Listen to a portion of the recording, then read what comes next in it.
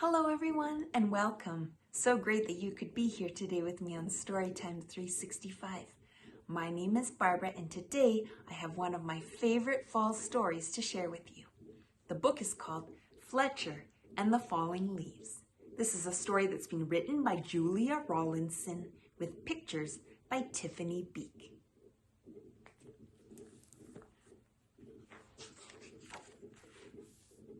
The world was changing. Each morning when Fletcher bounded out of the den, everything seemed just a little bit different. The rich green of the forest was turning to a dusty gold, and the soft swishing sound of summer was fading to a crinkly whisper. Fletcher's favorite tree looked dull, dry, and brown. Fletcher was beginning to get worried. "I think my tree is sick," said Fletcher.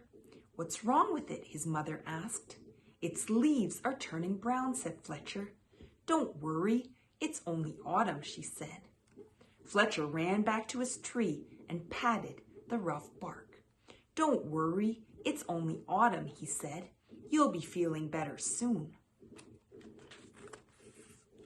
But the tree didn't get better. Each day, more leaves turned brown. One morning, the wind blew a small brown leaf off of a branch. Fletcher jumped up and caught it, very gently, in his paw. "Don't worry, tree, I've got your leaf.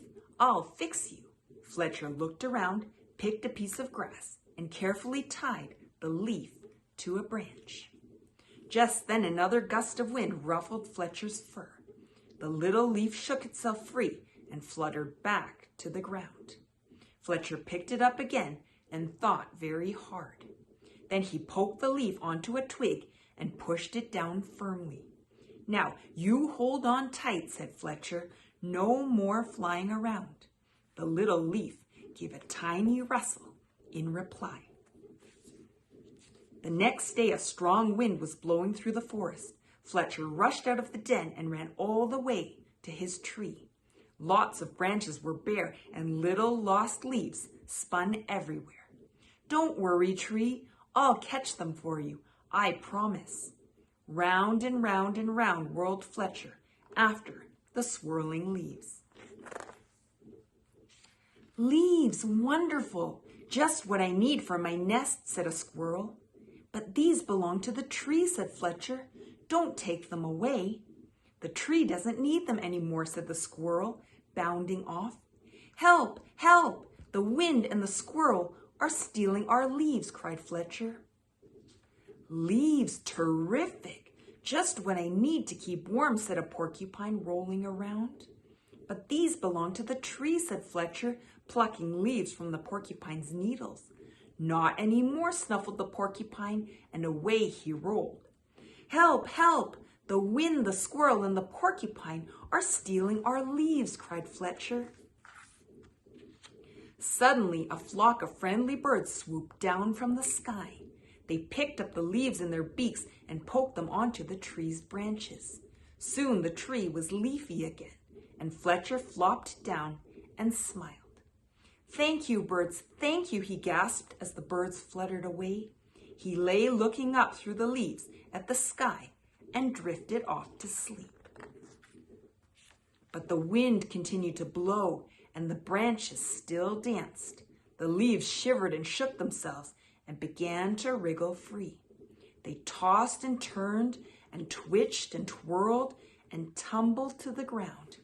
They brushed Fletcher's ears and nose and filled his dreams with a whispering sound. When Fletcher finally woke up, he couldn't believe his eyes. Instead of a roof of dancing leaves, all he could see were bare branches against the sky. "Oh, tree, I am so sorry," gulped Fletcher. "All your leaves are gone." But then he saw, high in the branches, one small leaf still holding on. "I won't let the wind steal that one," said Fletcher, and he began to climb. He crawled along to the last leaf and held it firmly onto its branch. All day long the wind blew, the branch bounced, and Fletcher held tight. "I'll stay with you, leaf," he said. don't worry. But then, with a sudden whoosh of wind, the branch bounced high. With a plip, the leaf let go and fluttered like a little flag clutched in Fletcher's paw.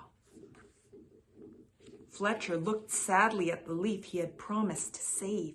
He carried it carefully down the tree and back to the den. He made a cozy little bed for it and gently tucked it in.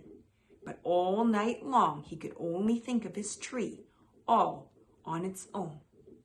At dawn, Fletcher tiptoed outside. The wind had finally stopped blowing and the air was cold. The moon still hung in the clear sky and pale stars glimmered. As he came to his favorite tree, Fletcher saw a magical sight. The tree was hung with 1,000 icicles shining silver in the early light. "You are more beautiful than ever," whispered Fletcher. "But are you all right?" A tiny breeze shivered the branches, making a sound like laughter. And in the light of the rising sun, the sparkling branches nodded. Fletcher gave his tree a hug. Then he went back to the den for a nice, warm breakfast. Thank you for sharing today's story with me. I hope you enjoyed it. If you haven't already done so, please remember to like and subscribe. And please come back soon for some more fun stories. Bye!